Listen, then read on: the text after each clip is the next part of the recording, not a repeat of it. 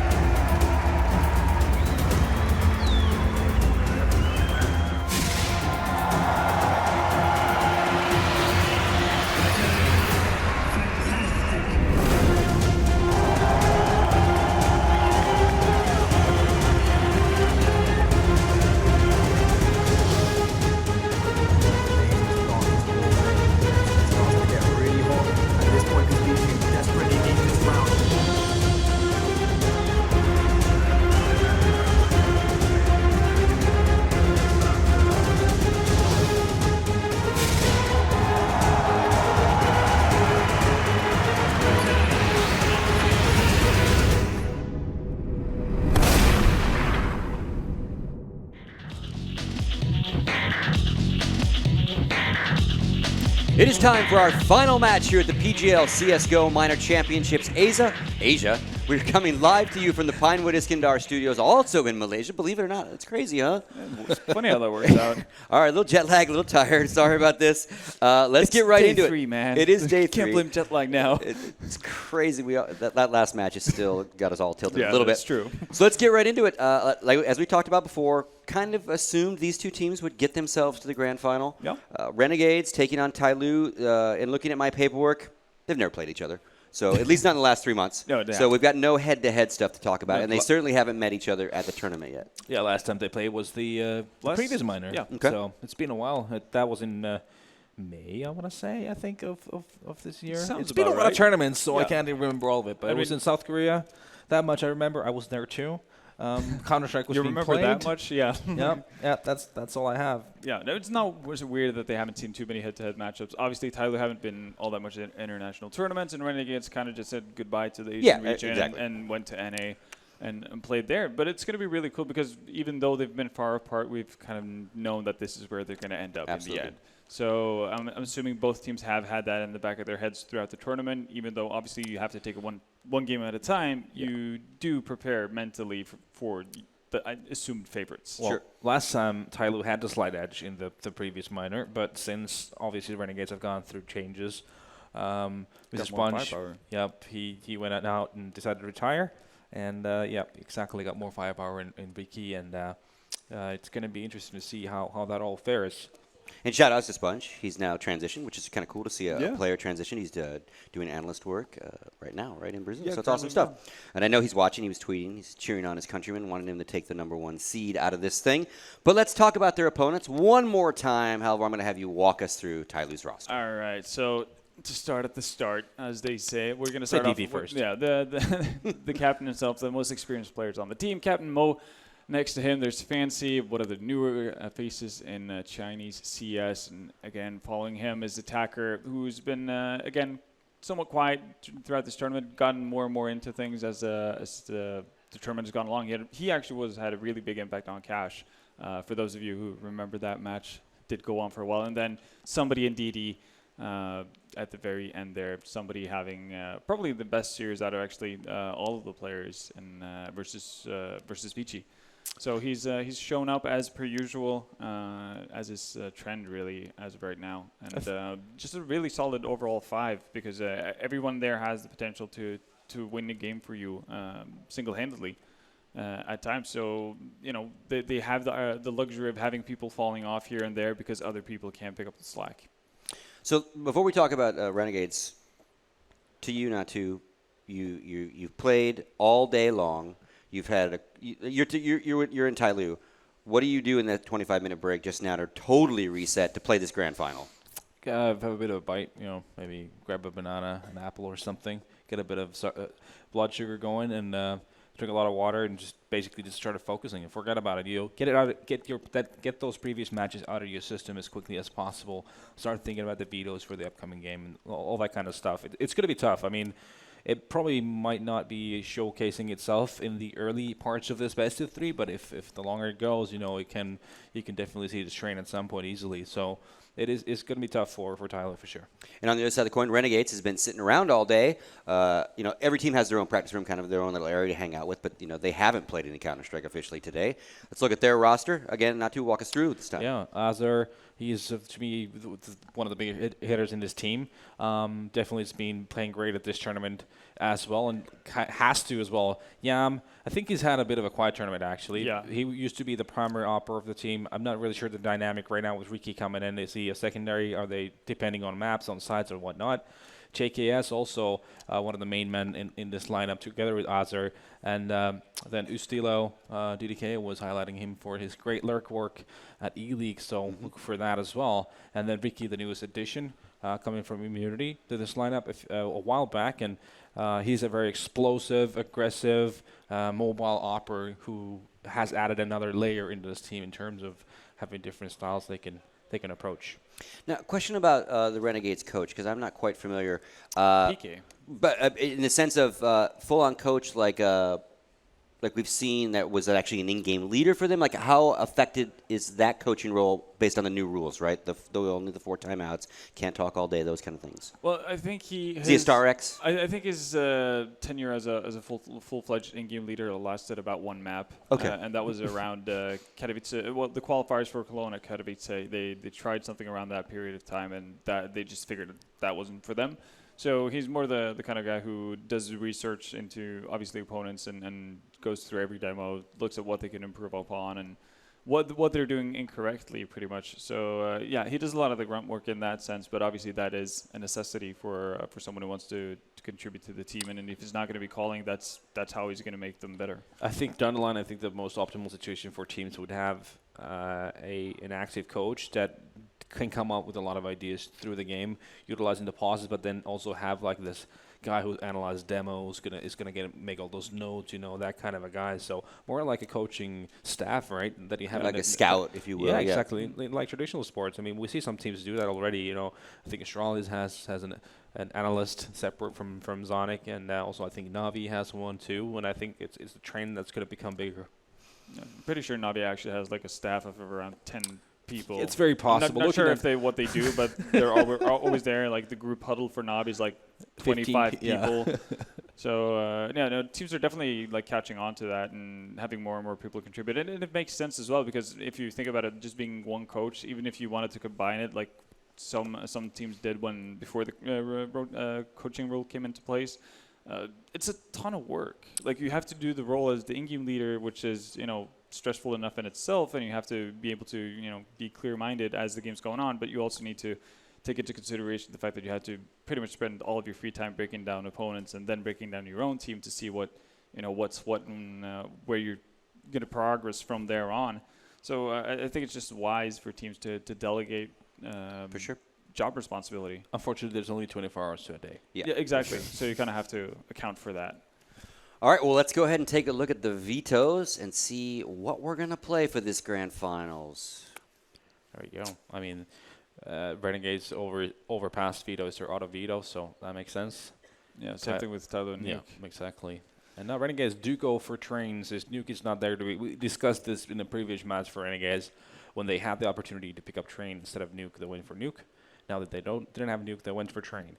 As we know, it's a map they prefer down the line in the big picture, so it doesn't make sense for them to pick that one up.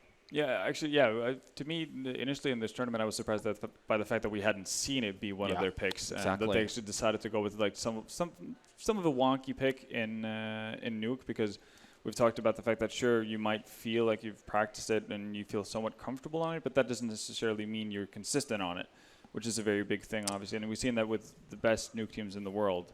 Now, up to this point, that everybody has like up and down results on it. And now finally we see TyLoo picking up Mirage. They take that comfort pick. I like the pick, to be honest with you. You know, they've shown so much great composure on it, so it's good to see that they're finally pulling out the big guns when it comes to the final. Yeah, I think this is the most normal veto we've had in quite some time, actually. Kind of makes sense, doesn't it? Yeah, it makes sense.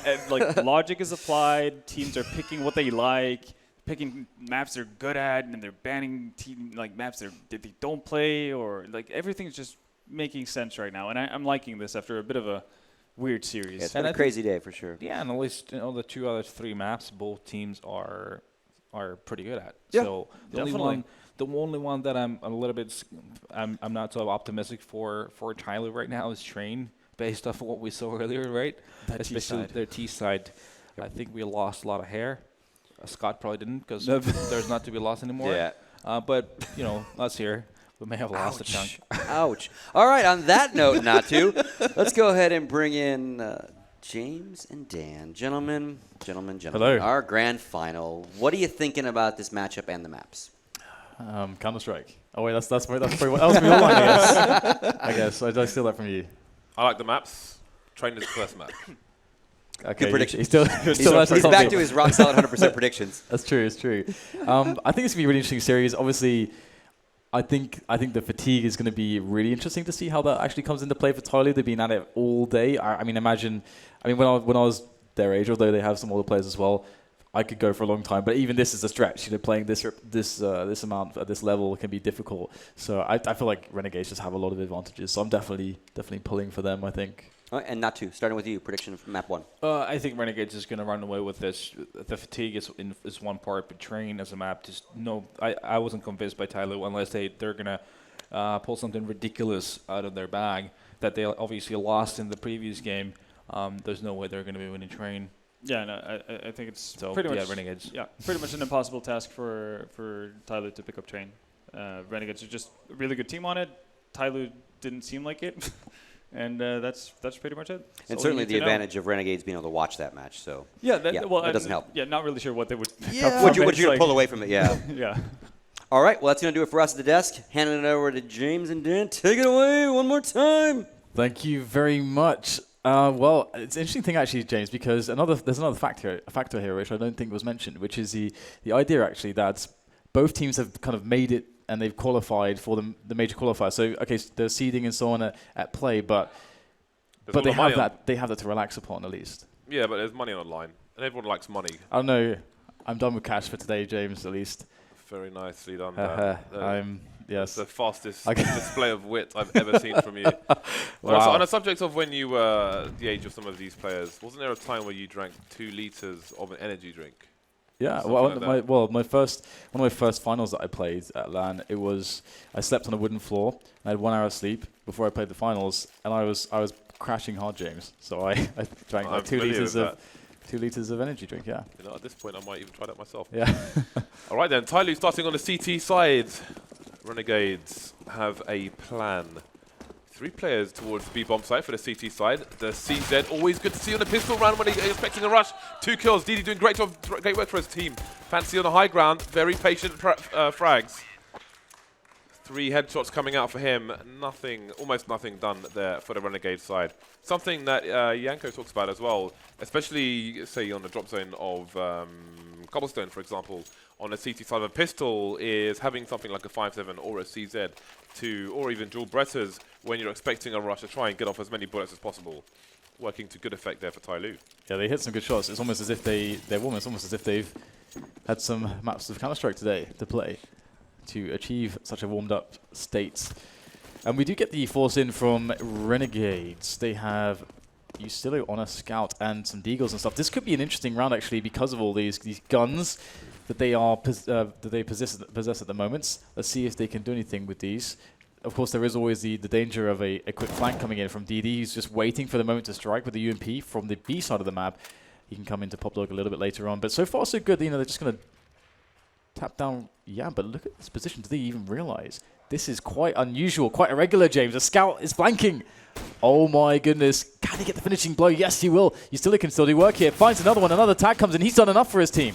He has indeed. JK's comes instant trade, tracking the other player as well. That's Mo, heavily tagged. There are a lot of problems here for TyLoo. The numbers game is running down for Renegades. One more frag was theirs to be had onto Mo, but he couldn't quite do it.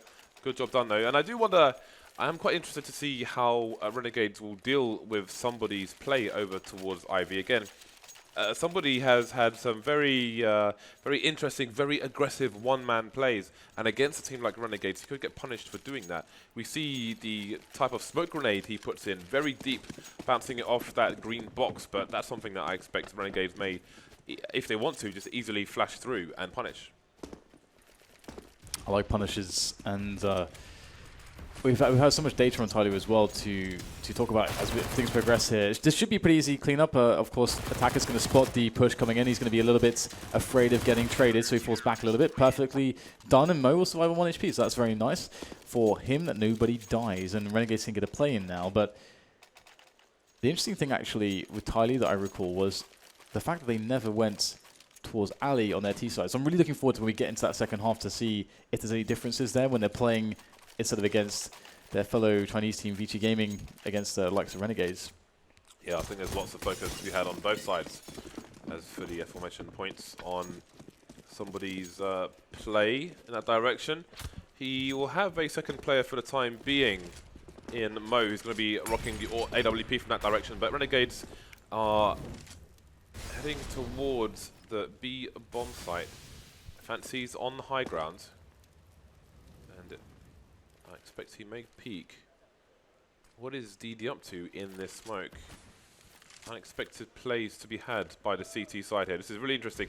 Normally you'd be on the other side of the smoke to block people going through, but he's just going to push through himself. Goes down immediately. So the UMP, I think. Fancy on the high ground is going to get traded immediately, so that's 4 versus 2. Great start by Renegades. Yeah, a really nice trade play coming in from them as they make their way onto the bomb plant for the B-bomb side. Captain Mo comes in with a frag onto Yustila, but he's got yet more work to do as there are problems here on the numbers. And the bomb is ticking away now, so the clock is against him as well. Az is against him, coming up from the train. Oh, bit of a prolonged affair here. Both players missing way too many shots, and somehow Mo is alive. I don't know how he's alive, but I don't know if that's going to be the case for long. There is the nade. And there is the slam dunk from Ricket. So 3-1, Renegades pick up their first buy round with 3 players alive. That's a great start for them. I feel like I had forgotten the prowess of Fancy and Mo in the first match of today. After that long cache where they seemed to forget that they could select the AWP. I mean, it was very odd play by DD in the sense that if you look at a CT holding long doors on Dust 2, for example, you might put a smoke in the doors and just stand just in front of that smoke to block anybody who's coming through. But he's standing in the smoke, so he can't see anything himself. And then just goes for a total gamble. I mean, maybe they're going for a two-pronged assault with a peek from Fancy up top as well, but it didn't come out. And they got decimated by Renegades. 2 of the plays at 7k, so they're going to go for a buy. Almost a 2-man spray down, but not quite. Early opening, a surprise opening from Renegades. Yeah, and it's really cool actually because they're just hammering B, and it makes a lot of sense because they do cut down a lot of the variables here of these AWPs, and this is the retake right now. AWPs, 2 AWPs and a P250 here for TyLoo, so it's definitely not perfect, but actually that said, the P250 gets the kill onto Yam. Now it's just somebody left in a 1 versus 2, thanks to Azza on a triple kill right now.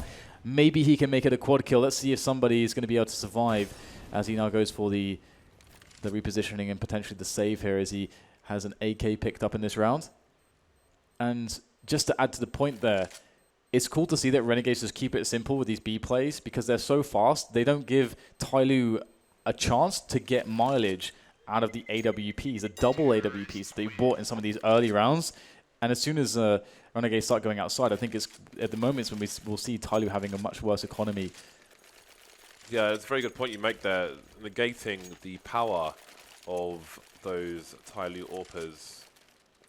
They will spread what little they can for this round and then be looking to bring added violence in future rounds. So Renegade's going to have Riquet on the AWP now. as expected, and you heard Des talking. I think Yam is definitely the second AWPer in this configuration. Yeah. Ricke is just an AWPer through and through. So Yam is has more multiple tools, but Ricke definitely dedicated to the scoped cores. Now, this is the kind of play that we needed to see from TyLoo on their T side on the earlier train, just looking for some picks towards T main, but Ricke's got no support in that position, and the AWP is going to get stolen. No cover for him. Yeah, really unfortunate there for Ricke. Well, I guess unfortunate is one word, but as you say, there wasn't any support really. So playing the picks here in a round where they're sort of in an anti-force by type situation. Look at the elbow just popping in and out in that situation, forcing the shot, and that gives a bit of information here to TyLoo. And with the big flank coming as well, that's all the info that TyLoo need to get the positioning perfect here with 3 and soon to be 4 players ready on to the bomb site. The double back through Pop Dog is always a possibility as well. Let's see if Renegades opt to do that or if they just commit in, because, oh my god, this push is going all the way here. Somebody's right in the back there. How much damage can he do? Looks like one frag. He's caused complete chaos within the ranks of Renegades until just one man is left standing. And wow, that push. Actually, now I remember, James. I remember somebody on Ali just pushing at every given opportunity. I just remembered that. just mad, wild aggression. I mean, he's definitely there to be exploited at some point, but that is a bump in the road for Renegades, and that puts TyLoo in a position where the money for Renegades is broken, and they have opportunity to extend their money. That's not what you want when you've got players like Mo and other AWPers on the team, such as Fancy. I mean, either or. I mean, I think Didi was AWPing B earlier on as well, but really, it's it's Mo and Fancy in particular who can get the kills in the sticky situations, and they tend to deliver time and time again. Although I do believe Renegades will be their toughest test today. Nice. I like how Didi waits for the pop flash there as kind of the warning system to toss in the incendiary. And Renegades going back to Old Faithful, really. I mean, B has given them a lot of good results so far. In fact, it's interesting, actually, because they've not really gone outside once yet, thinking about it. Every real round from them has been B. Interesting. Very interesting. And here they go for the bomb plant. I think they have a good chance to get it as well. Frag comes in. Second kill comes in for Renegades. So the bomb plant is short at this point, and it will indeed be planted. They will be very deep into B, but again, they don't have the weapon advantage here. One player tag moving on to the high ground. That's Azaze picks up an AK, rotating, checking for a flank. No Molotov on this T side, continuing to do damage. 2 plays left now. This is getting super awkward for TyLoo. Both T's on the, oh no, one T on the high ground. Almost got a crossfire there. Trey's coming in once again. He's got the 5-second defuse. And I would say he should be good for this. Azza going for the spray. Oh man, less than 1 second left. Azza delivers a very unlikely win for Renegades. And I think one mistake TyLoo made was throwing the smoke onto the bottom of the ramp. Essentially, I mean, it lets Renegades get closer to exiting onto the site before being seen. Because if you don't have the smoke there, then you can see their legs. You can spray them before they can see anything. You put the smoke there, and they can, and you're just giving them more help to get onto the site. And that could be the straw that's broke the camel's back, because now TyLoo are in a spot where they want to buy. You can see they take some time here. They've actually managed to go for the pause, and they're talking about this situation, and they've opted to go for the buy. And it's not the best situation in the world there. We're seeing a CZ, we're seeing a UMP, although I shouldn't be too surprised to see a UMP when it comes to perhaps these Chinese teams. It seems to be maybe a thing in the Chinese team, perhaps. We'll have to see if that continues against Renegades, but oh, did you see how close that was? Insanely close. He basically had it. It was crazy.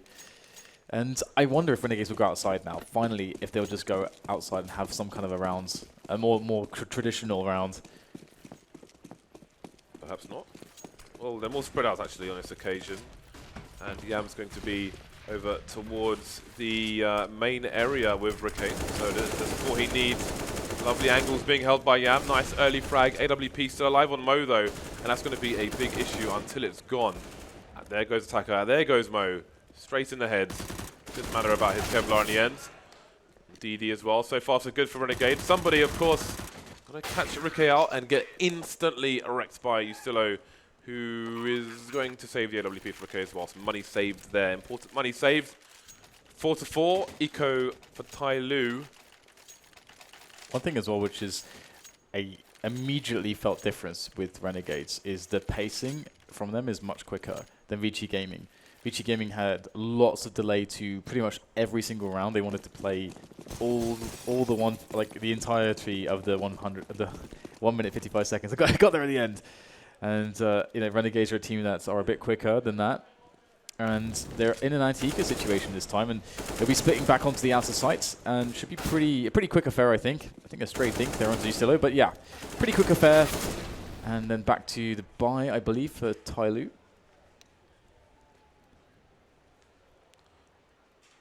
Yep, this is a good anti-eco round for Renegades. Somebody waiting for somebody. Somebody's waiting for somebody. That is the worst joke I will maybe ever say. I don't know. I'm pretty sure you can top that. Yeah, I'm pretty sure you maybe have already topped that. But yeah, the 4-5 is the scoreline here. TyLoo did a strong start, but Renegades are bringing things back. And again, we haven't really seen them go for the. We yet to see them do the set piece onto the A-bomb site. And this will be another great round for them on the A-bomb site, just because of the nature of the weaponry here for TyLoo. Will they opt to go for picks first? Again, a type of round that we haven't quite seen just yet. We sort of saw them run something similar when Ricky got caught off on the anti-eco. And they're going for the alley pressure. Something we're not going to see probably when we see TyLoo on the T side is alley pressure. So much more standard around here from Renegades. One thing they need to be careful of, though, is they have no vision on T main. And there are many CT sides that would play with a setup like this with no AWPs. They would actually play quite forwards in the A yard. And the take of forward positions like Pop Dog and T main are quite common. Yeah, Optic are a team who like to get aggressive. See Tarek around the electric box, and they'll sometimes play close to main. Something that I think Cloud9 first made fashionable once this new train was still relatively new in the lineup of maps, the 7 maps. Renegades moving away from Ivy, not looking to challenge somebody just yet, as they're getting tagged through the door there. But indeed, there's harassment, Dan. Harassment and presence from Renegades. 2 players lining up what could be a fake, judging by the position of the bomb and the remainder of the players. 35 seconds left on the clock. Let's see if TyLoo are going to buy this. 3 players on A already. And in fact, DD starting to maybe push the B bomb site. Fancy though with a nice angle on B itself. As we'll finally take him down, and DD, that's the kind of position he needs on the corner of the smoke to block people and then punish them while they can't see anything. That UMP causing more havoc. Could get 2-man spray down. There's the bomb down, and now Azza has a lot of work to do with 10 seconds. And he won't be able to do it. 3 players surviving for TyLoo. Not sure if there's an AWP for them to collect. Nope, and they don't have... Well, actually, DD has money to buy one if he wants to. What is he going to do? There we go. Drops the AWP, and it will be juggled all the way to Fancy. I want to see Fancy. If there's one AWP on the TyLoo, I want to see Fancy or Mo using it. DD has been using them over towards B as well, but I don't think that'll be so effective against Renegades. And Renegades going double up on T side. It's pretty unusual, but you would imagine it's going to be heavy pick-based play style. Ooh, that nade sailing deep in there. I think it just barely missed Ricky, so he's very fortunate for that. And it's yet to be a pick here early on in the round for the Renegades side with the double ops, and that's kind of a problem because with double ops you lose a lot of mobility, so you kind of need the pick if you're going to invest in double ops, and especially like a map like this where, if maybe if you don't get that pick with the double ops, you can say, all right, it's okay, we can get some map control, we can take middle. Problem is, this doesn't really exist on this map. You're either on the bomb site or you're not, so there's no in between. So Renegades deeply need something to go their way. And they're still waiting for somebody to peek. But James, what happens when there's no frags for them and there's 30 seconds left? You just have to run in. Interestingly, somebody seems to be giving his opponent more respect and isn't going for the super aggressive shenanigans. But there's constant peeking coming in from the alley position. So I still think there's a vulnerability there to be capitalized on by Renegades at some point in this half. Only 5 rounds remain in this half, and indeed 35 seconds on the clock. So Renegades moving into VG territory in this round. Going to be executing onto a site, and it's not going to work out for them. TyLoo shutting them down so far. Yam with what might be a consolation frag in this particular round. There goes attacker as well. 20 seconds. Okay, he's still moving. Or is he? What's going on there? Okay. That's, I think it's an observer PC. 7 seconds left, and Rikke is going to get taken down. The bomb's been planted, though. So it's Yam on the site, trying to clutch it by himself, trying to reposition. He can't do it, though. Somebody will take him down. Too many players, too many angles. And 2 AWPs collected from TyLoo. Yeah. That is not good.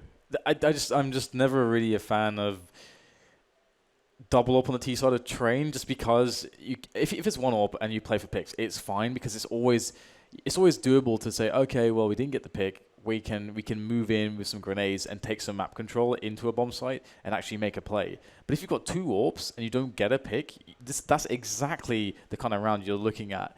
A spot where it's 30, 40 seconds left, and you literally have nothing else to do apart from try to run into a site with 2 AWPs and 3 AKs. And the thing is, without any map control, it gets awkward in most cases. And you can do the same job with just 1 AWP as well. I really would like to see Rikke just play for a pick towards the Ivy position where JKS currently is. Renegades taking fast possession of upper B at the very least. And here we go. Somebody's back to his aggressive shenanigans now in Ivy, as you can see on the mini-map. So, I mean, for me, that was something that stood out as a potential vulnerability on TyLoo's CT side. Renegades not opting to put any aggression towards there for the time being. They've got a few smokes and a few flashes now. But indeed, I think that they really need a pick in this situation. Rikke is the man to do it, but he is currently in a passive position towards main. Hasn't had much success there just yet, and indeed, now we've got 3 Renegades players moving towards that Ivy area.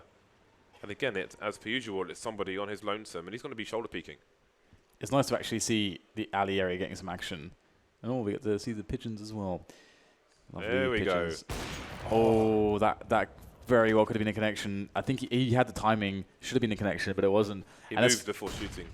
And there's so much information now for TyLoo. They can start rotating, and they've not lost anybody yet. Just a simple repositioning here from somebody. Does get flashed, though, and has to reposition further yet still. But it does slow down Renegades. The fact that he's still alive, just generally speaking, and it's just going to cause a further issue now because there's 25 seconds left, and they're not on the bomb site. However, the 2 players from B come out of Pop Dog, and maybe this can be the distraction now as the Renegades players split onto the bomb site. Is it going to work out here? We've got Fancy doing good work here with that AWP. Even better still. Now just Rikke in a 1 versus 3. No time to do it.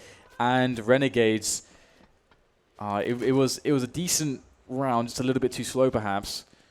Yeah. I think I would have liked to have seen Rikke go there earlier. But again, I think 19 times out of 20, he gets that frag. He just moved. He just strafed to his right before taking the shot, unfortunately. So we have a pause coming in.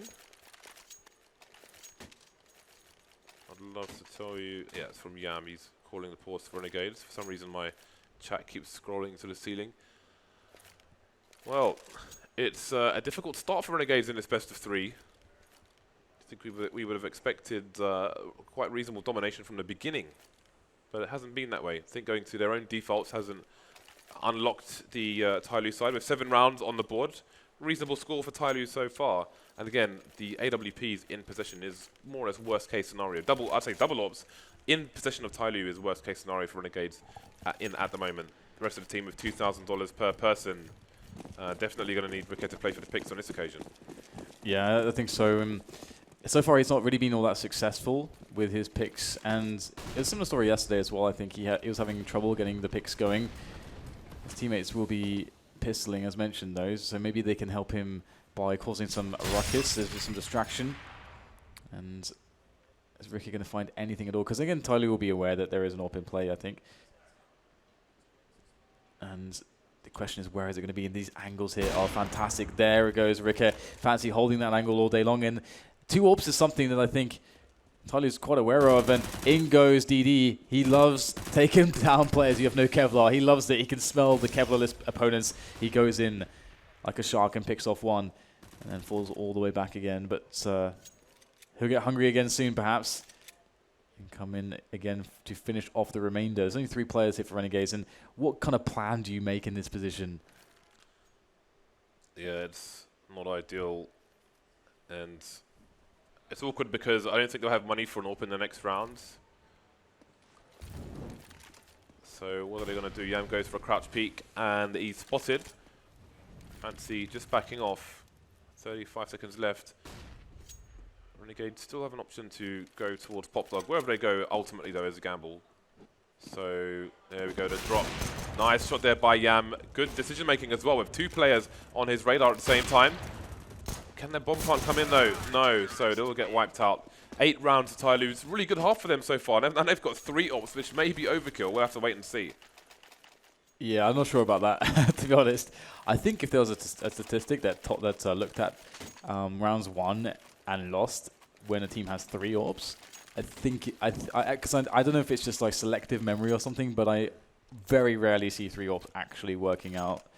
But on the CT side, we'll have to see of Train.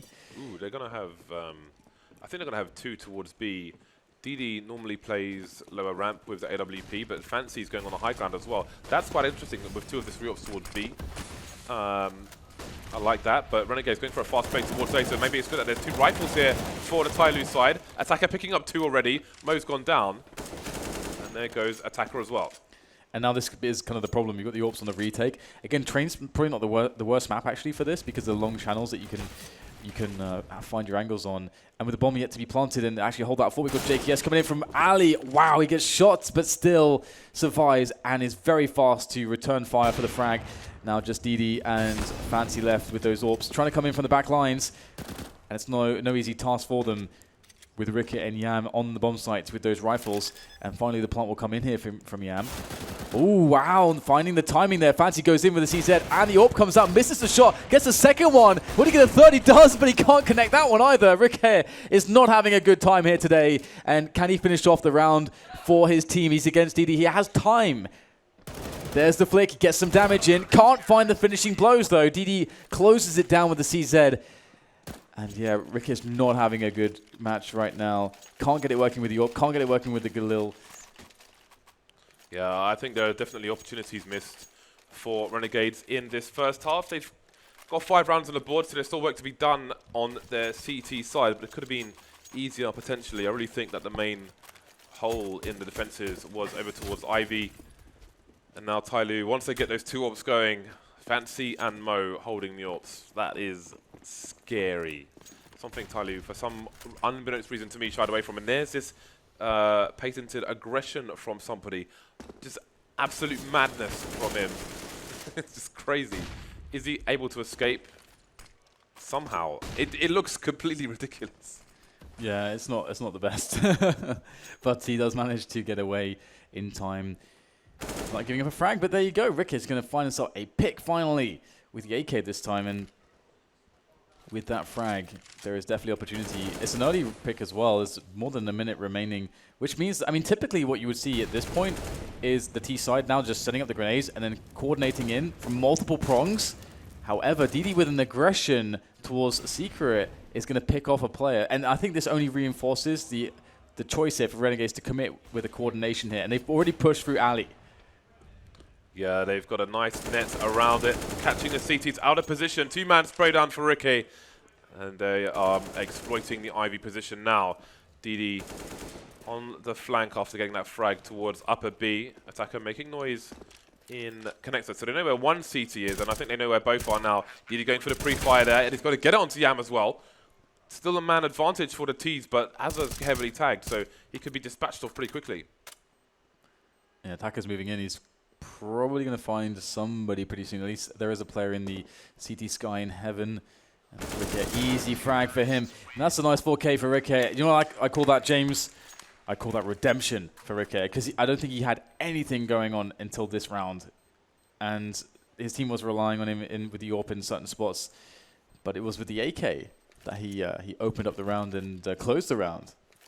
Yeah, I think with the approach Renegades had in that half, they'll probably have more success against a European or North American team. But there we go, 6 rounds on the boards. That's a lot of room to play with. TyLoo aren't too close to round number 16 just yet, so anything can happen in this half. Let's see how Renegades can deal with TyLoo's approach. First comes a pistol. Fancy with a smoke, a flash, and the HE grenade. And again, we've seen people buying smokes and dropping weapons for armored players. So I'm very curious to see how he'll make use of this HE grenade. Again, on the T side as well. If he bought a P250 for one of his teammates, it would have almost double the range for headshots in a pistol round that a Glock would. JKS with a smoke and a defuse kit. No Molotovs on TyLoo's side, but they still seem to be headed towards B. Renegades positioned to rotate between either side. 2 players in connector, 1 on either side. And again, just playing the ranges as this push comes in. Yeah, oh, bit of dink there onto Mo from a teammate from DD as he tries to push the main channel there. As TyLoo are looking pretty good here. They get the bomb planted as well, and they are continuing to push up the yard, which is how you want to do it. But Rick is snapping down somebody, making life very easy here, perhaps, for his team. Fancy, though, finding his way in amongst the trains here to cause havoc amongst the lines of Renegades players. Just Yustilo and Ricky left now.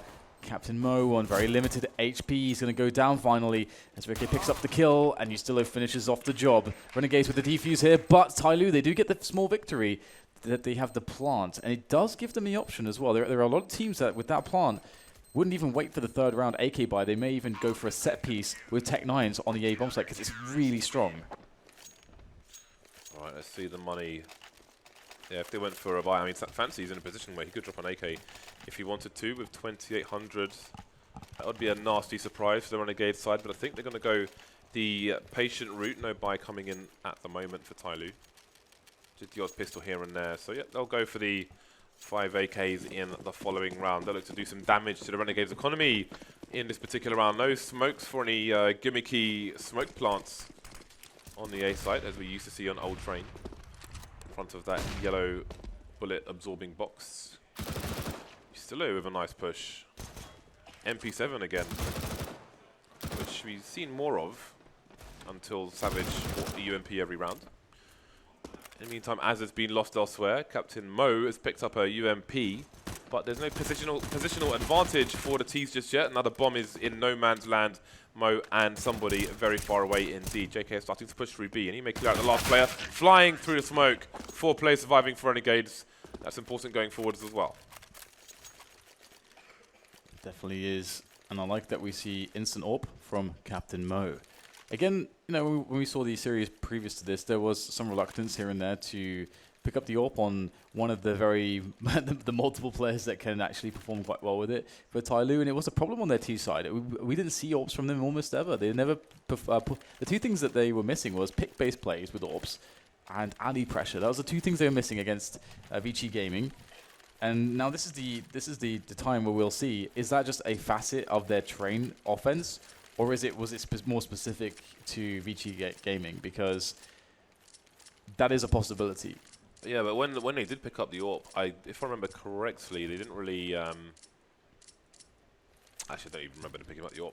Like, we're in this situation where Mo has no armor, I think he can either go towards A main and try and get a pick there, or maybe they go towards Ivy, have somebody jump over the angle for baits, and then he tries to get a fast pick, but they're going 5 men into main. Are they going to go for a fast play into this site? Holding the angle towards connector again, it's an unfavorable play because the CTs get there first, but they've still got the SMGs, so maybe TyLoo banking on that being the case, and there we go, Mo gets started very early indeed. But there's a 3-man flank coming from Pop Dog. Will it get there in time? In fact, that's everybody left of the lineup. Oh, there you go. Attacker spraying through the smoke. They don't realize there's still another man coming from Pop Dog. They have no idea that Yustilo can possibly still be there. Although there is Attacker checking once again. He cleans up all 3 players on the flank. And it was a gamble from Renegades. They stacked towards the B-bomb site, and they were incorrect, leaving A vulnerable. TyLoo picked the right round to rush that bomb site, and it worked out perfectly from them. Mismatch on the strategies there, benefiting TyLoo, and now Mo, he's going to be able to afford some armor. It's not going to be quite so chilly for him now. Got some nades as well around the utility belts. And double AWP here for Renegades, and a limited utility. Yep, they are both absolutely naked as the day they were born with these 2 weapons, but they will have the range and the angles. Ricky holding towards main. And this time we don't see the angle held by TyLoo. Oh, Yam getting some revenge for his fallen teammates. Lovely stuff. Again, no armor, hasn't been touched. I don't even think either player got to fire a bullet against him there. That is a strong advantage for Renegades in a round where they've got 2 players with no armor. Very strong stuff indeed. Yeah, and you can see the desperation play coming here from DD, but it's great. He actually gets 1 frag. Ooh, that was a good opportunity for a second one. Misses the instant kill, though, and Azza looks for his timing as he comes through team main. Boom, there is a flank. See you later, DD. Just going to be Attacker and Fancy left, and at least they're playing together, but they don't have the bomb. That's kind of an issue for them, even if they're able to get a couple kills here. The bomb must be collected, and so many unknown angles. Ricky missing the shot there with the AWP. That's a problem. Wild no-scope fired off there and not connected as well. And that's going to allow Fancy to just wrap his way around to Pop Dog. Is there going to be problems here? Will TyLoo cause issues in this 2 versus 4? They still have time here to work onto that bomb. And there's the frag. Oh, double frags coming in. 3 frags coming in all of a sudden. How has this been allowed to happen? JKS last man standing. And I don't think the CTs realized where the bomb was. I'm not entirely sure. But JKS, if he finds a good timing. Yeah, he can play the clock here and wait for the plant to come in. Oh, Fancy with the bomb. Attacker's going to come and save him. And what was interesting was TyLoo would have had no idea where was safe to plant on the bomb site. I mean, it was unlucky he didn't get that spray towards main. So that's unfortunate for Renegades. If he gets that pick, he doesn't even need to face afterwards. And I hate to keep bringing up Rick and some of his missed shots there, but again, on the bomb train there's 2 shots which are really incredibly important when he's holding the angle, which allowed TyLoo to get in the middle of the trains and then create a lot of variance because they could find 1 versus 1s from that point. And look at the start that Yam gave them. Definitely a really rough time for Renegades. They should never have lost a 4 versus 2 in that position. The T's do not have the bomb. It was so awkward that both their AWPers were, not only were they around the site with no cover, but they had no armor as well. So yeah. I thought, like, I was just watching, if that guy in Pop Dog goes down, then there are going to be big problems for Renegades. And indeed there were. It compounded the issues. Renegades back to the pistols. Money situation is roughly $2,000 for Renegades. They'll get $2,400 should they lose this round. So they'll be lacking in many things if they choose to buy in the next round. Maybe they will, because TyLoo heading towards round number 12, 4 rounds ahead of their opponents. Hiding on the train will be to no avail for these CTs with their honest USPs. Going down 1 by 1, going down quickly. It does feel like after losing that previous round, when they're in a 4 versus 2 advantage, that was kind of their best chance to have a comfortable comeback into this one, because now, I mean, we can see that they have a buy here at 12-8, but the buy is not going to feature AWPs. In fact, there's no kits, which is a big problem. That is a really big problem, that there's no kit, and they have no AWP, as I just mentioned, and that's been an issue, because it carries so much value against TyLoo, I think. I do wonder if, I mean, bearing in mind there was a bizarre domestic matchup, I do wonder if TyLoo, in some cases, will rise to their opponents. I mean, we will see that as this best of 3 continues. Indeed, Renegades back on the buy. Indeed, they are going to have no AWPs, and indeed, they're going to have limited utility in terms of grenades, due to only having, say, 4,400, 4,450 after losing that previous round. TyLoo again, just safety in numbers, like the man dem outside a chicken shop in London. TyLoo going for a flank, but can he get there in time? Yam off to a good start, will slow them down ever so slightly. JKS goes down there with no pick from him. And man advantage for these T's, but again this flank continues from TyLoo. Attacker maybe looking for it, down to 6 HP. Ricky's on the bottom of the back as well. But these T's are moving all around. The high ground not going to work out for Fancy. That's the advantage for the CTs. Yeah, it's a big advantage as well, as they are able to get themselves on top of the bomb, and a nice 2 versus 1 for them, leaving just DD left alone at this point. He's been pretty strong, but he's going to go down to TyLoo in this case, and the defuse can come in, and this was an incredibly important round for Renegades to win. And just holding the defuse whilst the op can be discovered by TyLoo, and there's a lot of time on the defuse as there was no kit in this round. So it even just shows you that this round could easily have been lost if an extra 10 seconds had been bought. They couldn't find it. Oh, no. TyLoo went to the back of B, went to the top of B. Only M4s and AKs to be found. So there'll be an AWP for TyLoo. But will there be one for Renegades? I'm not sure if they have the cash to splash on this occasion. But hey, if they win this round, then they can take Mo's, if they can find it. It would be cool to see, actually, from Renegades as well. Some more forward plays into areas like T-main. They've been pretty good at throwing aggressions in here or there, but I feel like on a round like this as well, I hesitate to say it's likely, but it's quite possible that TyLoo are going to play a pick-based style. I would say likely with teams that I know much better, but TyLoo, we've seen from them that oftentimes they haven't been going for the pick-based play. That was one of our main criticisms of their T-side in the previous train against VG Gaming. So if the team does play a more default style, the aggressions can be very nice to isolate the players on the outskirts. So Renegade starting with the standard default, but they got aggression towards Ali. He's still waiting for Yam to flash him in, but the T's are very close indeed. Second flash comes through. There's the first frag. He's not going to go back for the second one. Very nice. He didn't need to overextend there, TyLoo, and he didn't. One frag's good enough, spots the second player, and he will go back and sit on that advantage. Yeah, that's really, really crucial.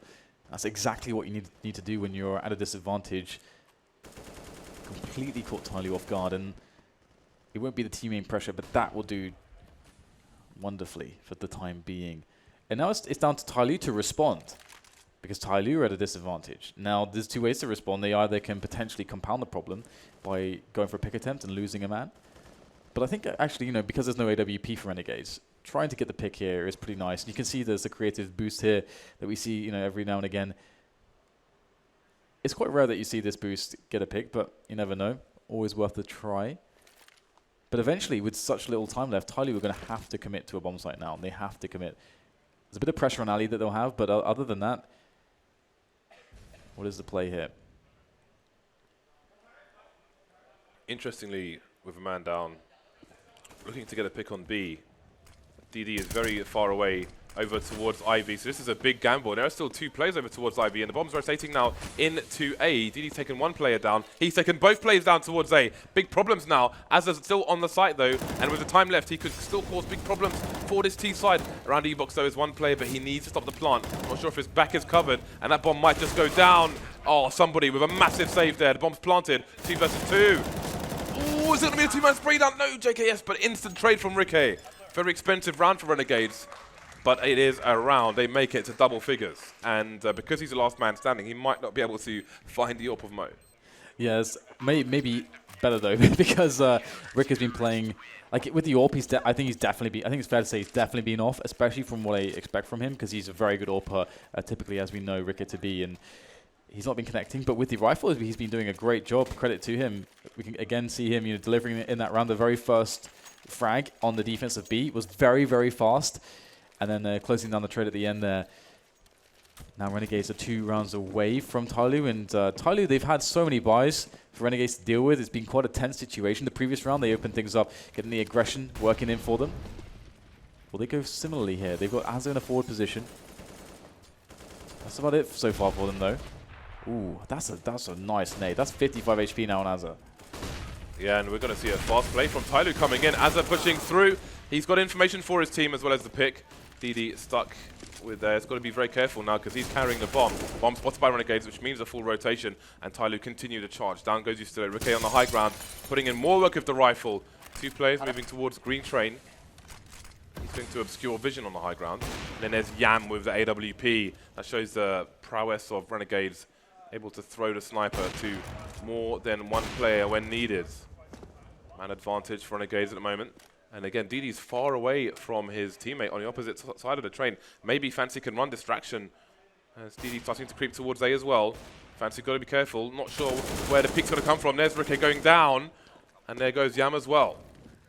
Oh dear, is it happening again? They lost the 4 versus 2 earlier. 3 versus 2 here is almost gone. JKS last man standing. Nice pick there. Knows that the player was close because he just planted the bomb. But where on earth is Fancy? He's only got 2 HP, so this is very possible here for JKS. It's often a very difficult site to deal with because you have to go so deep for the peaks here. Oh, he's going to find the right angle, gets it, and that's so important here for Renegades. Another round for them, and as you mentioned about Yam having the AWP, I think this is an amazing feature that Ricky can say, look, I'm not feeling super confident. Instead of being the primary AWPer, Yam is AWPing. And he's been doing really good actually in a lot of the spots we've seen him AWPing from. So Renegades with a a very tight round, and look at the money now for TyLoo. Indeed. So, Ricky's going to go back to the AWP. You never know, from one round to the other, he may suddenly turn on, but maybe on the CT side he'll have more success on the T side anyway. And I do think part of it on the T side for him was just not going towards Ivy earlier. I think we've had more success there, but here we are. Renegades 1 round away from tying things up. TyLoo back on the buy. UMP onto somebody. No AWPs onto TyLoo, which is a significant drawback for them. We've seen the power of the TyLoo AWPers already. Fancy taking a passive entrance. Ricky not going to get flashed by that. And he's going to get legged. Susceptible to grenades now. What is Fancy going to do in his time over towards the Ivy position? Throwing a smoke down, he'll run distraction. You can see JKS just shoulder peeking, not going to hold the angle 100% of the time. Maybe expecting the pop flash from a different team, but perhaps not from TyLoo. Renegades of 4 players close to the A bomb site, including Yam, ready to rotate towards B if necessary. And they're ready to go now. Raring to go. It's going to be a tough hold here. Nice first kill coming in from Ricky. Now Azza wraps around the side there as Yam also gets a frag. Everybody stepping up with the frags here for Renegades. Azza finally goes down, but the health is so low on the remaining players. There's not much expectation for them. And indeed, Renegades close the round 12-12. They're starting to look much better. Yeah, and they've broken the money for TyLoo, which is a great opportunity for them to get some more cash on the board. It's been difficult for them. They've been hunting for AWPs in multiple rounds. So this is a great chance for Renegades to exploit TyLoo's lack of cash. DD up there with the frags once again. Always dancing around with those anti-ecos, but can he get more? Can he get his team back in the lead? Probably not on this round. TyLoo with a plan to plant the bomb, it seems. 2 smokes coming out.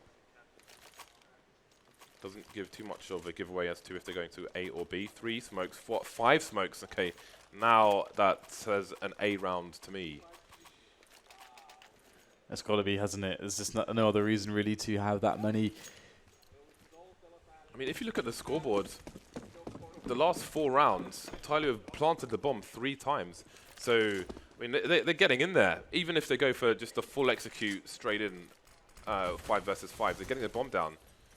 But Renegades have managed to hold, weather the storm, prevail. So maybe all these smokes will cause some variance to the Renegade side. When they've got a good opportunity, Yusilo on the flank, Fancy still there hanging around, putting the flash in for his teammates.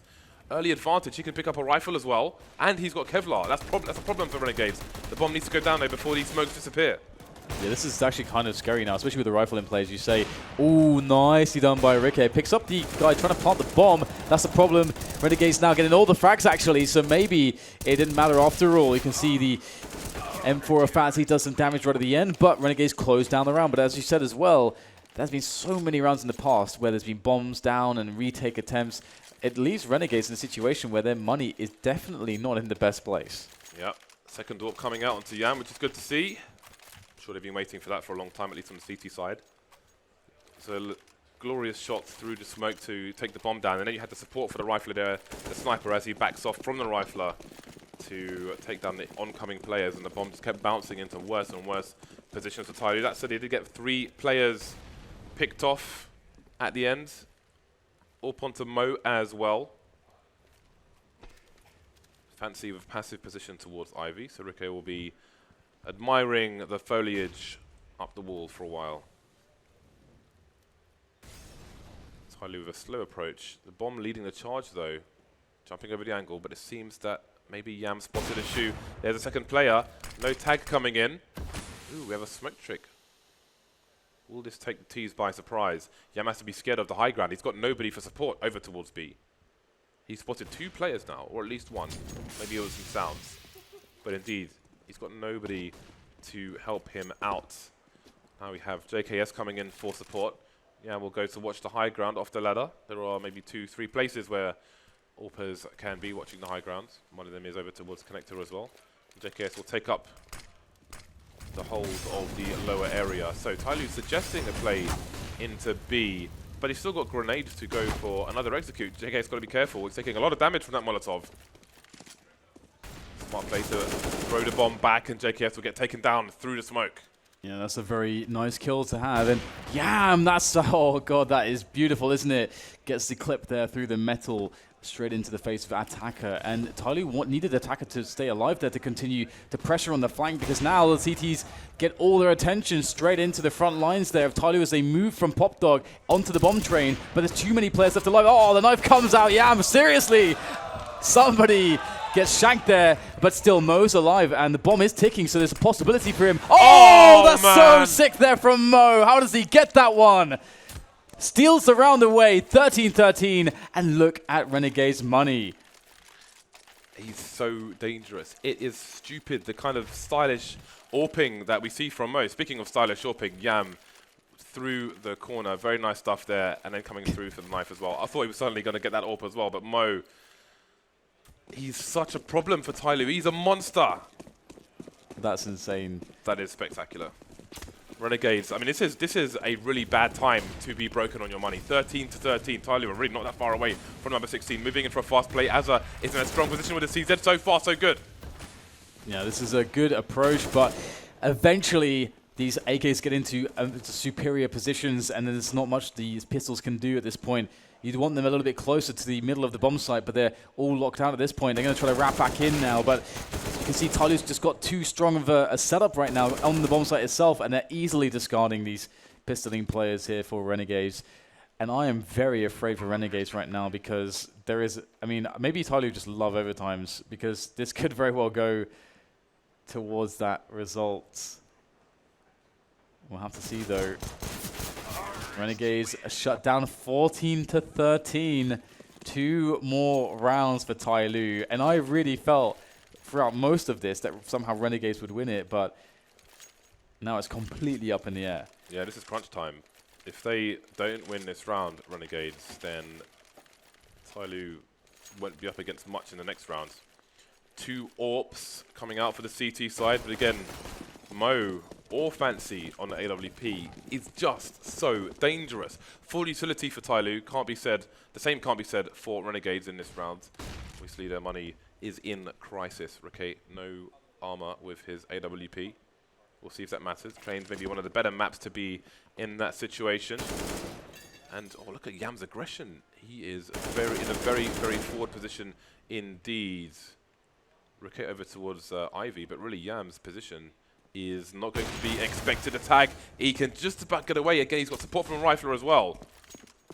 So some damage on. Really, they needed to pick there. They will rue the corner of that wall. Yeah, very slow right now from TyLoo, but they are setting up, I think, soon to get a play in. Are they going to actually try to rotate for some alley pressure here, or will they just go for the nades into the A bomb site? It's quite interesting, actually. Are they going to jump up on the dumpster? That is the queue. Actually, no, yeah, they are actually going to alley in the end with the bomb as well. So looking to perhaps split onto the A bomb site in the end. I'm worried about the time it's taking them to walk here, though, and the fact that the bomb's there as well. If the bomb goes down there, that could be the end of the round.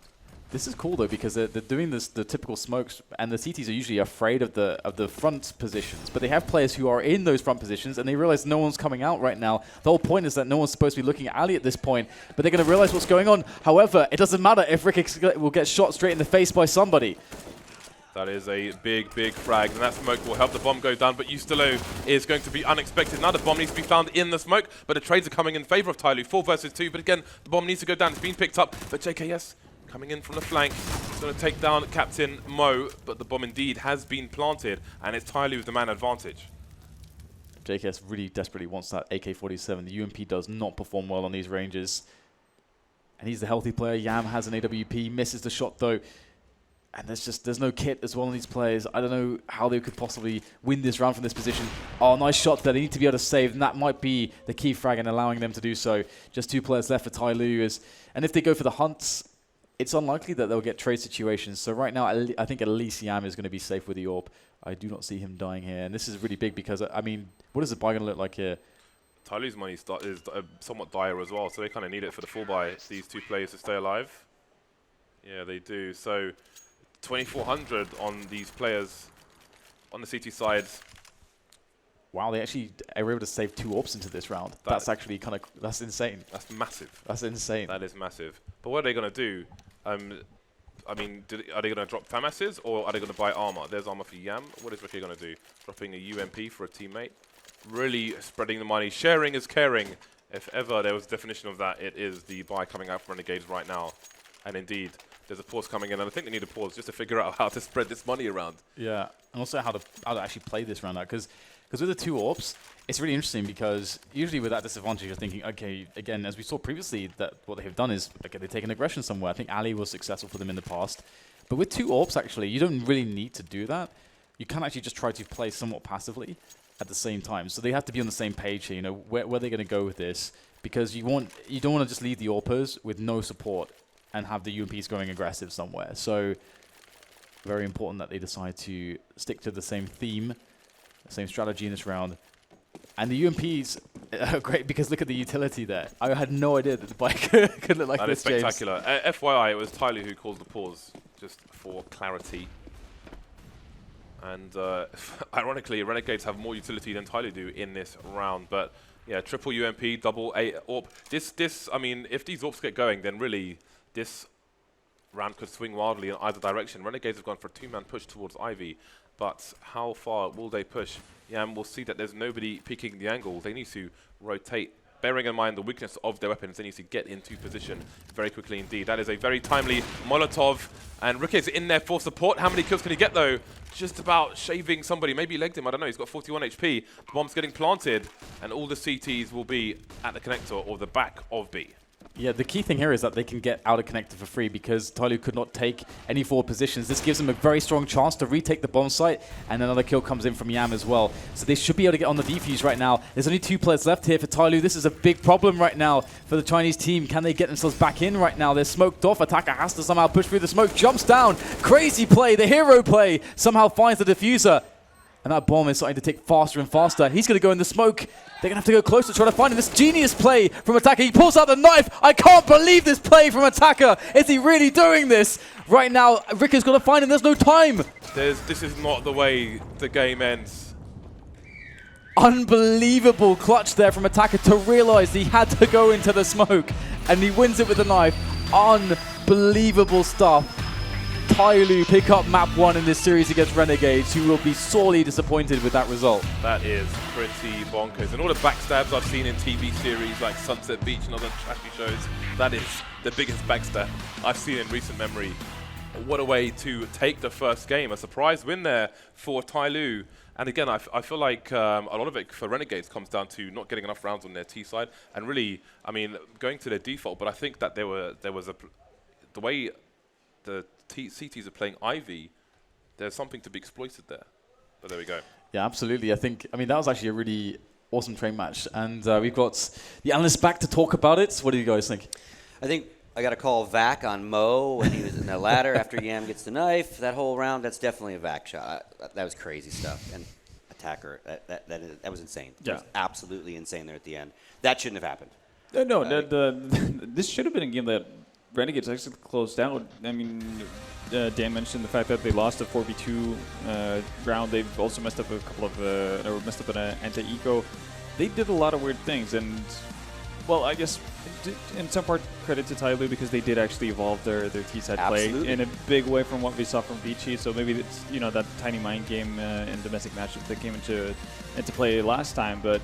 I know. I definitely felt like this was definitely a map that Renegade should have been able to close out. They should have been 1-0 at this point. I agree. I mean, they were. It felt to me, when looking at it, for the most part of it, felt like they were the ones in the driver's seat, but they just gave away so many opportunities to TyLoo that obviously they're going to run away with it and take the map. I think that last round there is like the whole game in a nutshell.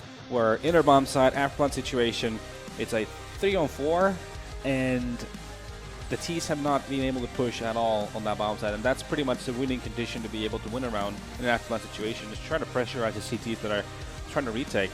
Instead, Renegades have everything going for themselves, and the Attacker somehow manages to clutch that one out. It's like these kind of weird little things that keep happening are going to bite you in the end, and TyLoo's going to pick this one up. Yeah, this is right here. This is that. This is, this next one. He smoke basically drops in front of him. Yeah, he sees the CT right before the smoke blooms, takes the shot. Very nice. Nicely done. being the captain. He's got to take charge. You know? This one here is ridiculous. This, And what is Ricky doing? But yeah, like you can see, this is one of the issues with having double ops. Obviously, Yeah, for your sure. retake is so much weaker, and you can see how passive position both Yam and Ricky holds that entire time. And even in this scenario, Ricky's still not even close to the bomb at any given point. And I think nobody actually picked up the JKS kit, who was the sole guy who actually bought one for the last round as well. So yeah, no, just not a great ending to the game for Renegades, but. Yeah, no, yeah, I kind of want to focus on the fact that TyLoo kind of got their stuff sorted from what we saw in Beachy. That was probably the bigger thing for me, because we talked about the fact that they've been playing all day, had an absolutely marathon of a series versus Vici. So I mean, you wouldn't fault them for being exhausted at this point, and kind of just reeling it in when or even when getting a slow start, and they didn't get a slow start at all. Well, exactly, right? So you wouldn't, put it against them if they came out lackluster or didn't, manage to follow through. But they did, and that's big. I think that's going to be a massive boost for them going into Mirage as well. Like at this point, it's, that second wind that's coming in their back. So I'm feeling a bit worried for Renegades. Let's take a look at our scoreboard and see what that tells us about it. I wonder if the impact rating from So Strong takes into anything special with knives, because we had 2 knives that time. One was obviously at the very last round. One was Yam's knife. What are you thinking about this one, Natu? What do you see? Well, I mean, obviously, DD and Fancy were the ones to be picking up the most kills. But as you can see here, it is going to be Fancy with the most impact rating for his team. Funnily enough, Azar actually is the highest. So he was the one with the most impact. You could tell. Well, I mean, that not really surprising. That's kind of been a constant theme, really, for Azar. He did most of his work in the first half for Renegades. But for TyLoo, I guess, the surprising thing is obviously that DD with 29 frags, you would have assumed that more of them were impactful, but it kind of goes with, if you're leading the charge in and you're going up against eco rounds, then they're not going to be as impactful. And there you can see the updated updated impact rating breakdown, which is a fairly complex thing to take. So instead of just going through it, pound for pound, and just let the viewers read it. Yeah, and this is also, I believe, available on actually So Strong. Strong's website, so you can actually delve into it. But again, they're looking at all different scenarios, all different kind of things and variables, and kind of trying to assign proper weights to them to then get us this magic impact rating. Yeah, and they have breakdowns on it as well. So if you go click on a match, you can find certain tabs that allows you to see round for round, and actually just very in cold hard numbers, and very a very easy overview of see how each and every players have done and how they kind of racked up those impact frags or impact points. I think the next part in the evolution was to include economy into the rating as well. Yeah, and talking to them, that's one of the hardest things for them to code-wise grab the right information at the right time out of the server, so to speak, or the logs, and figure that math out. But great guys, and they're tweaking it on the fly. And I'm sure you experts at home, they would listen to feedback if you guys come up with some crazy stuff too, that maybe they've overlooked something, maybe for sure stuff, because again they've been changing weighting while we're here looking at it, so it's kind of neat. They're asking obviously all of us questions about it. So Fancy is our MVP of the first map. He's had a great tournament in the later stages to it, especially. I mean, he's really flourished here, and just getting so many crucial frags in situations where TyLoo needed it. Yeah, he was kind of holding back for the 2 first days, it seems like, because every game he's played so far today has been at a completely different level than what we saw initially. He was, in my eyes, the weakest player on the team leading up to this point, having the least rounds with actual impact, or where he actually has a standout performance. And coming into this one, he has had 2 absolutely insane games in the first best of 3 they played of the day, and he's following it up now when it matters the most. Because some people might going into this thinking, well, they both secured their spot. What does it matter at this point? It's only $15,000, but. When you're going into such a stacked offline qualifier as they're playing for, seeding actually matters. The easier you can potentially make your road, big time. Oh yeah, it's gonna matter. It could be the difference between playing a former finalist of a major and somebody who's and not just happened to be there, but obviously there's going to be a difference in the quality of teams there as well. Unless we do the Swiss format where then everyone plays everyone. That's true. But we don't know that yet, so you kind of have to play for. For sure. Yeah, I'm just saying. That's true. It's in the realm of possibility because it happened last time. Yeah, I wouldn't think E-League's going to go that format though, but we don't know. We can speculate. Let's so again, Renegades loses their map pick, Train. We're moving into Mirage, TyLoo's pick. Let's talk about it. Yeah, I had that in my budget for TyLoo, so I'm expecting them to be going away with this. But I mean, it is like this was finally them picking up their comfort pick, a map they've beaten big time teams on, and it's not been like super great map for Renegades either as of late. Even though it was one of the maps they really surfaced with back at 2014, I want to say 2015, so a couple years ago now almost. I feel like the Renegades are in a bit of a pickle here. Yeah, no, it's going to be interesting to see, especially because I expected TyLoo to be a tiny bit flatter than what they showed out and it showed to be. I was expecting this to be Renegades picking up the map, then we'd eventually see the third one with TyLoo, barely eking out a win on their own map pick. Yeah. But, right now it's looking like TyLoo, they're not phased at all by the fact that they've been playing for about, 10 hours straight. Yeah. And like grueling matches as well. So for me, I'm looking positive for TyLoo here. They're coming into their comfort pick. The only downside, I guess, is that they haven't played Mirage so far in this tournament. So this is going to be like them breaking it out. Renegades. No, TyLoo haven't played Mirage. TyLoo played NXL first match. They thrashed them 16-1. So I wouldn't call that like a... No, I was going to bring it up, Yeah. but I was going to caveat saying it was, NXL. It wasn't, it was more like a... Not newsworthy. Yeah. NXL got a participation award. Like, that's kind of the... Yeah, and if you're like, Renegades and you watch that, you're not going to necessarily pull too much out of it. Oh, no, you for can't. You can't. really that can't. was, yeah, that I mean, was... maybe a few setups here and there, but not really too much. Yeah. Predictions? It sounds like you're going now towards TyLoo. Take it away now. It's tough. I thought coming into this would be Renegades winning it, but like I said, in my budget, it was TyLoo winning Mirage. I'm not going to change that. No. And you caveated yourself on training and said nearly impossible for TyLoo to win. They did. What are you going to do this time? No, this time I'm going to lead with TyLoo more confidently than, TyLoo 2 over both of you then. Yeah, I'm thinking TyLoo for this one. It's an extremely good map for them, and like Yona mentioned, Renegades hasn't been too hot on it, even though it's a map that hasn't been hopeless for them, but it hasn't been at the same level as what we've seen from TyLoo. All right, well, that's going to do it for our segment. When we come back after this break, Dan and James are going to walk you through, could be the last map, or, TyLoo could be heading with all the money to Atlanta, or Renegades going to take it to map 3. Be back after the break.